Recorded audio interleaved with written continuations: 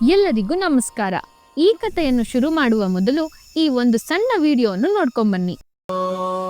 ಮಸ್ಸಿತಂಗ ಭೈರವಯ ಮಹಾರು ಭೈರವಯ ಚಂಡ ಭೈರವಾಯ ಕಾಲ ಭೈರವಾಯ ಉನ್ಮಟ್ಟ ಭೈರವಾಯ ಕಪಾಲ ಭೈರವಾಯ ಭೀಷಣ ಭೈರವಾಯ ಸಂಹಾರ ಭೈರವಾಯ ಮಹಾಕಾಲ ಭೈರವಾಯ ಮಹಾಕಾಲ ರುದ್ರಾಯ ನಮೋ ನಮಃ. ಈ ಹಾಡು ಕೇಳಿದಾಗ ನಮ್ಮ ಮೈ ರೋಮಾಂಚನವಾಗುತ್ತೆ ಅಲ್ವಾ? ಆದರೆ ಬ್ರಹ್ಮಾಂಡವನ್ನೇ ನಡುಗಿಸುವ ಈ ಭೈರವ ನಿಜವಾಗಿಯೂ ಯಾರು? ನಮಗೆಲ್ಲೋ ಒಂದು ಕಡೆ ಭಯವಾದರೆ ಸಾಕು, ಶಿವನನ್ನು ನೆನೆಯುತ್ತೇವೆ. ಆದರೆ ಸ್ವತಃ ಆ ಶಿವನೇ ಸೃಷ್ಟಿಸಿದ ಅತಿ ಭಯಂಕರ ರೂಪವೇ ಈ ಭೈರವ. ನಮ್ಮ ಮನಸ್ಸಿನಲ್ಲಿ 8 ಬಗೆಯ ಭಯಗಳಿವೆ. ಈ ಭಯಗಳನ್ನು ಓಡಿಸಿ ನಮ್ಮನ್ನು ಕಾಯುವ 8 ದಿವ್ಯ ಶಕ್ತಿಗಳೇ ಅಷ್ಟಭೈರವರು. ಇಂದು ನಾವು ಈ ಮಹಾಶಕ್ತಿಗಳ ಜನನ, ಅವರ ಪತ್ನಿಯರಾದ ಅಷ್ಟಮಾತೃಕಿಯರು ಮತ್ತು ಅವರು ಈ ಬ್ರಹ್ಮಾಂಡದ 8 ದಿಕ್ಕುಗಳನ್ನು ಹೇಗೆ ಕಾಯುತ್ತಿದ್ದಾರೆ ಎಂಬುದನ್ನು ತಿಳಿಯೋಣ. ವಿಡಿಯೋ ಸ್ಕಿಪ್ ಮಾಡದೆ ಕೊನೆವರೆಗೂ ನೋಡಿ, ಯಾಕಂದ್ರೆ ಈ ಮಾಹಿತಿ ನಿಮ್ಮ ಜೀವನವನ್ನೇ ಬದಲಿಸಬಹುದು. ಪುರಾಣಗಳ ಪ್ರಕಾರ ಒಮ್ಮೆ ಸೃಷ್ಟಿಕರ್ತ ಬ್ರಹ್ಮ ಮತ್ತು ಪಾಲಕ ವಿಷ್ಣು ನಡುವೆ ಯಾರು ಶ್ರೇಷ್ಠ ಎಂಬ ವಿವಾದ ಶುರುವಾಯಿತು. ಬ್ರಹ್ಮದೇವರಿಗೆ ತನ್ನ ಸೃಷ್ಟಿಯ ಶಕ್ತಿಯ ಬಗ್ಗೆ ತುಂಬಾ ಅಹಂಕಾರವಿತ್ತು. ತಾನು 5 ತಲೆಗಳನ್ನು ಹೊಂದಿರುವುದರಿಂದ ಶಿವನಿಗಿಂತ ದೊಡ್ಡವನು ಎಂದು ಶಿವನನ್ನೇ ಅವಮಾನಿಸಿದನು. ಅಹಂಕಾರ ಎಂಬುದು ಒಂದು ವಿಷವಿದ್ದಂತೆ, ಅದು ದೇವರನ್ನೇ ಬಿಡಲಿಲ್ಲ. ಬ್ರಹ್ಮನ ಈ ದುರಾಂಕಾರವನ್ನು ಕಂಡ ಪರಮಶಿವನಿಗೆ ಅತಿಯಾದ ಕೋಪ ಬಂತು. ಆ ಕೋಪದಿಂದ ಶಿವನ ಹಣೆಯ ನಡುವಿನಿಂದ ಪ್ರಳಯ ಕಾಲದಂತೆ ಜ್ವಲಿಸುವ ಕರಾಳ ರೂಪಿಯಾದ ಒಂದು ಮಹಾಶಕ್ತಿ ಹೊರಬಂತು. ಅದೇ ಕಾಲಭೈರವ. ಈ ಕಾಲಭೈರವನು ಹೇಗಿದ್ದನೆಂದರೆ, ಕಾಡಿಗೆಯಂತಹ ಕಡುಗಪ್ಪು ಮೈಬಣ್ಣ, ಜ್ವಲಿಸುವ ಕೆಂಡದಂತಹ ಕಣ್ಣುಗಳು ಮತ್ತು ಆಕಾಶದತ್ತ ಹಾರುತ್ತಿರುವ ಅಗ್ನಿಯಂತಹ ಜಟೆಯನ್ನು ಹೊಂದಿದ್ದನು.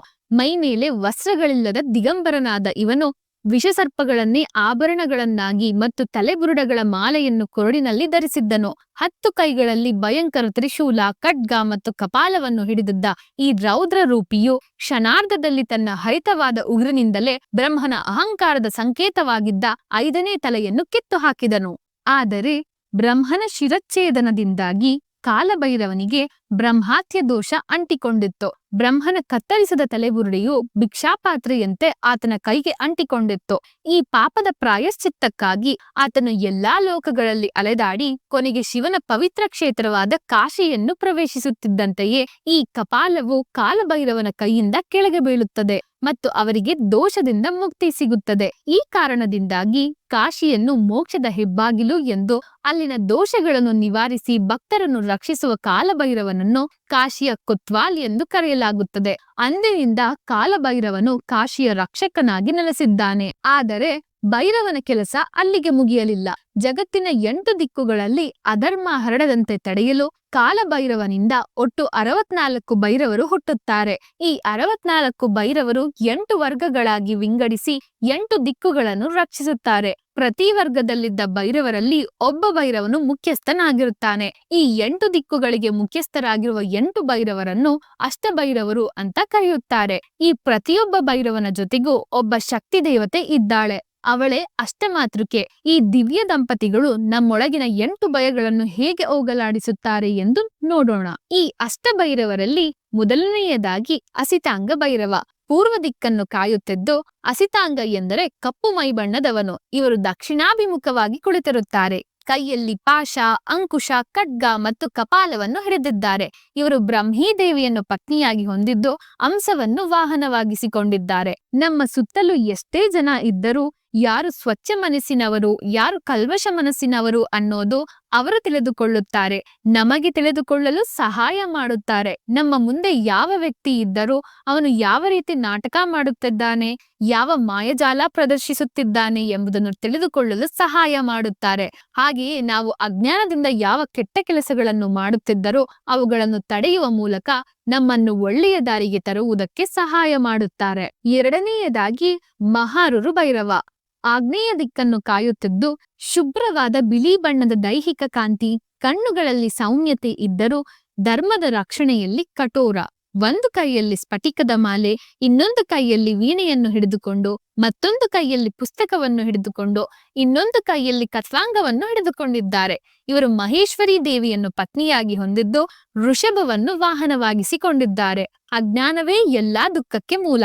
ನಮ್ಮಲ್ಲಿರುವ ಅಜ್ಞಾನದ ಕತ್ತಲನ್ನು ಹೋಗಲಾಡಿಸಿ ವಿವೇಕ ನೀಡಲು ಇವರು ಜನ್ಮ ತಾಳಿದ್ದಾರೆ. ಮೂರನೆಯವರು ಮಹಾ ಚಂಡ ಭೈರವ. ದಕ್ಷಿಣ ದಿಕ್ಕನ್ನು ಕಾಯುತ್ತಿದ್ದು ಅತಿ ಉಗ್ರ ರೂಪ, ನೀಲಿ ಅಥವಾ ಕಪ್ಪು ಬಣ್ಣದ ಶರೀರ, ಸೂರ್ಯನಂತೆ ಹೊಳೆಯುವ ಕಣ್ಣುಗಳು. ಇವರ ಕೈಯಲ್ಲಿ ಒಂದು ತ್ರಿಶೂಲ, ಒಂದು ಡಮರುಗ, ಒಂದು ಕತ್ವಾಂಗ ಮತ್ತು ಒಂದು ಖಡ್ಗ ಹಿಡಿದಿರುವಂತೆ ಕಾಣಿಸುತ್ತಾರೆ. ಇವರ ಪತ್ನಿ ಕೌಮಾರಿ ದೇವಿ. ನವಿಲು ಇವರ ವಾಹನವಾಗಿದೆ. ನಮ್ಮ ಸುತ್ತಲಿರುವ ದೃಶ್ಯ ಮತ್ತು ಅದೃಶ್ಯ ಶತ್ರುಗಳನ್ನು ಸಂಹರಿಸಲು ಇವರು ಸದಾ ಸಿದ್ಧ. ಕೆಟ್ಟವರಿಂದ ನಮ್ಮನ್ನು ರಕ್ಷಿಸಿ ನಮ್ಮನ್ನು ಒಳ್ಳೆಯ ಮಾರ್ಗಕ್ಕೆ ನಡೆಸುತ್ತಾರೆ. ನಾಲ್ಕನೆಯದಾಗಿ ಕ್ರೋಧ ಭೈರವ. ನೈಋತ್ಯ ದಿಕ್ಕನ್ನು ಕಾಯುತ್ತಿದ್ದು ಹೆಸರೇ ಹೇಳುವಂತೆ ಕ್ರೋಧದ ಪ್ರತೀಕ. ಹೊಗೆಯ ಬಣ್ಣದ ಶರೀರವನ್ನು, ಕೈಯಲ್ಲಿ ಡಮರುಗ ಮತ್ತು ತಲಬುರುಡೆಯನ್ನು ಹಿಡಿದುಕೊಂಡಿದ್ದಾರೆ. ವೈಷ್ಣವಿ ದೇವಿಯು ಇವರ ಪತ್ನಿ. ಗರುಡವು ಇವರ ವಾಹನವಾಗಿದೆ. ಕ್ರೋಧ ಭೈರವನು ನಮ್ಮ ಮೇಲೆ ಯಾರಾದರೂ ಕೆಟ್ಟ ಪ್ರಯೋಗಗಳು ಅಥವಾ ಮಂತ್ರ ಪ್ರಯೋಗಗಳು ಮಾಡಿದರೆ ಅವುಗಳನ್ನು ತಿರಸ್ಕರಿಸಿ ದುಷ್ಟರನ್ನು ನಾಶ ಮಾಡುತ್ತಾರೆ. ಇವರು ಕ್ರೋಧಕ್ಕೆ ಪ್ರತೀಕವಾದರೂ ನಮ್ಮೊಳಗಿನ ಅತಿಯಾದ ಕೋಪವನ್ನು ದೂರ ಮಾಡಿ ನಮ್ಮನ್ನು ಧರ್ಮದ ಮಾರ್ಗದಲ್ಲಿ ನಡೆಸುತ್ತಾರೆ. ನಾವು ಏನಾದರೂ ಸಾಧಿಸಲು ಒಂದು ಗುರಿ ಇಟ್ಟರೆ ಅದನ್ನು ತಲುಪಲು, ಸಾಧಿಸಲು ಅವರು ತುಂಬಾ ಸಹಾಯ ಮಾಡುತ್ತಾರೆ. ನಮಗೆ ಬೇಕಾದ ಧೈರ್ಯವನ್ನು ನೀಡಿ ಆ ಗುರಿಯನ್ನು ತಲುಪಲು ಯಾವುದೇ ಅಡೆತಡೆಗಳು ಬಂದರೂ ಅವುಗಳನ್ನು ತಡೆದು ನಮ್ಮ ಗಮ್ಯಕ್ಕೆ ತಲುಪುವಂತೆ ಸಹಕರಿಸುತ್ತಾರೆ. ಐದನೆಯದಾಗಿ ಉನ್ಮತ್ತ ಭೈರವ. ಪಶ್ಚಿಮ ದಿಕ್ಕನ್ನು ಕಾಯುತ್ತಿದ್ದು ಸದಾ ಪ್ರಸನ್ನ ಮತ್ತು ಆನಂದದಲ್ಲಿರುವಂತೆ ಕಾಣುವ ರೂಪ. ಇವರ ದೇಹವು ಚಿನ್ನದ ಬಣ್ಣದಲ್ಲಿ ಹೊಳೆಯುತ್ತಿರುತ್ತದೆ. ಶಾಂತವಾಗಿದ್ದರೂ ಅಹಂಕಾರಿಗಳ ಪಾಲಿಗೆ ಯಮಸ್ವರೂಪಿ. ಇವರ ಪತ್ನಿ ವಾರಾಹಿ ದೇವಿ. ಇವರ ವಾಹನ ಕುದುರೆ. ಮನುಷ್ಯನಿಗೆ ನಾನೇ ದೊಡ್ಡವನು ಎಂಬ ಅಹಂಕಾರ ಬಂದಾಗ ಅವನ ಪತನ ಶುರುವಾಗುತ್ತದೆ. ಆ ಅಹಂಕಾರವನ್ನು ಕರಗಿಸಿ ಸಂಪತ್ತು ಮತ್ತು ವಿನಯ ನೀಡಲು ಇವರು ಉದ್ಭವಿಸಿದ್ದರು. ಆರನೆಯದಾಗಿ ಕಪಾಲ ಭೈರವ. ವಾಯುವ್ಯ ದಿಕ್ಕನ್ನು ಕಾಯುತ್ತಿದ್ದು ಹಳದಿ ಬಣ್ಣದ ಶರೀರ, ಮೈತುಂಬ ಆಭರಣಗಳಿದ್ದರೂ ಕೈಯಲ್ಲಿ ಕಪಾಲ ಹಿಡಿದಿರುತ್ತಾರೆ. ಇದು ಜೀವನದ ನಶ್ವರತೆಯನ್ನು ತೋರಿಸುತ್ತದೆ. ಇಂದ್ರಾಣಿ ದೇವಿಯು ಇವರ ಪತ್ನಿ. ಆನೆಯು ಇವರ ವಾಹನವಾಗಿದ್ದು ಮನುಷ್ಯನಿಗೆ ಸಾವಿನ ಭಯ ಕಾಡದಂತೆ ಅಕಾಲಿಕ ಮರಣದಿಂದ ರಕ್ಷಿಸಲು ಈ ರೂಪ ಅಸ್ತಿತ್ವಕ್ಕೆ ಬಂದಿತ್ತು. ಏಳನೆಯದ್ದು ಭೀಷಣ ಭೈರವ. ಉತ್ತರ ದಿಕ್ಕನ್ನು ಕಾಯುತ್ತಿದ್ದು ರಕ್ತದಂತೆ ಕೆಂಪು ಬಣ್ಣದ ದೈಹಿಕ ಕಾಂತಿ, ಭಯಾನಕ ಸ್ವರೂಪ. ಇವರನ್ನು ನೋಡಿದರೆ ಕೆಟ್ಟ ಶಕ್ತಿಗಳು ದೂರ ಓಡುತ್ತವೆ. ಒಂದು ಕೈಯಲ್ಲಿ ತ್ರಿಶೂಲ, ಇನ್ನೊಂದು ಕೈಯಲ್ಲಿ ಕತ್ವಾಂಗ, ಇನ್ನೊಂದು ಕೈಯಲ್ಲಿ ಗಂಟೆ, ಮತ್ತೊಂದು ಕೈಯಲ್ಲಿ ಡಮರುಕ ಹಿಡಿದು ಕಾಣಿಸುತ್ತಾರೆ. ಇವರ ಪತ್ನಿ ಚಾಮುಂಡಿ. ಇವರ ವಾಹನ ಸಿಂಹ. ನಕಾರಾತ್ಮಕ ಶಕ್ತಿಗಳು, ವಾಮಾಚಾರ ಅಥವಾ ಭೂತ ಪ್ರೇತಗಳ ಬಾಧೆಯಿಂದ ರಕ್ಷಣೆ ನೀಡಲು ಇವರು ಕಾವಲುಗಾರರಾಗಿದ್ದಾರೆ. ಎಂಟನೆಯದಾಗಿ ಸಂಹಾರ ಭೈರವ. ಇವರು ಈಶಾನ್ಯ ದಿಕ್ಕನ್ನು ಕಾಯುತ್ತಿದ್ದು ಉದಯ ಕಾಲದ ಸೂರ್ಯನಂತೆ ಪ್ರಕಾಶವಾದ ತೇಜಸ್ಸು. ಇವರು ಲಯಕರ್ತರು. ಹಳೆಯದನ್ನು ಅಳಿಸಿ ಹೊಸದನ್ನು ಸೃಷ್ಟಿಸುವ ಶಕ್ತಿ. ಒಂದು ಕೈಯಲ್ಲಿ ಕತ್ತಿಯನ್ನು, ಇನ್ನೊಂದು ಕೈಯಲ್ಲಿ ಖಡ್ಗವನ್ನು, ಮತ್ತೊಂದು ಕೈಯಲ್ಲಿ ಪಾಶವನ್ನು, ಮತ್ತೊಂದು ಕೈಯಲ್ಲಿ ಡಮರುಕವನ್ನು ಹಿಡಿದು ಕಾಣಿಸುತ್ತಾರೆ. ಇವರ ಪತ್ನಿ ಚಂಡಿಕಾ ದೇವಿ. ಇವರ ವಾಹನ ನಾಯಿಯಾಗಿರುತ್ತದೆ. ಸಂಹಾರ ಎಂದರೆ ಅಂತಿಮ, ನಾಶ ಅಥವಾ ಮುಕ್ತಿ. ಸಂಹಾರ ಭೈರವನು ಜನ್ಮ ಜನ್ಮದ ಬಂಧಗಳು, ಪಾಪಗಳು ಮತ್ತು ತಮ್ಮ ಎಲ್ಲಾ ಕರ್ಮಗಳನ್ನು ಅಂತಿಮಗೊಳಿಸುತ್ತಾ ನಮ್ಮ ಹಿಂದಿನ ಜನ್ಮದ ಪಾಪಗಳು ಈ ಜನ್ಮದಲ್ಲಿ ನಮಗೆ ಕಷ್ಟ ನೀಡುತ್ತಿದ್ದರೆ ಅದನ್ನು ಸುಟ್ಟು ಭಸ್ಮ ಮಾಡಿ ಮೋಕ್ಷದ ಹಾದಿ ತೋರಿಸಲು ಇವರು ಅಂತಿಮ ದ್ವಾರಪಾಲಕರಾಗಿದ್ದಾರೆ. ಭೈರವನು ಶಿವನಾದರೆ ಅವನ ಶಕ್ತಿಯೇ ಈ ಅಷ್ಟಮಾತೃಕೆಯರು. ಅಂಧಕಾಸುರ ಎಂಬ ರಾಕ್ಷಸನನ್ನು ಸಂಹರಿಸುವಾಗ ಅವನ ರಕ್ತದ ಪ್ರತಿಯೊಂದು ಹನಿ ನೆಲಕ್ಕೆ ಬಿದ್ದಾಗಲೂ ಹೊಸ ರಾಕ್ಷಸರು ಹುಟ್ಟುತ್ತಿದ್ದರು.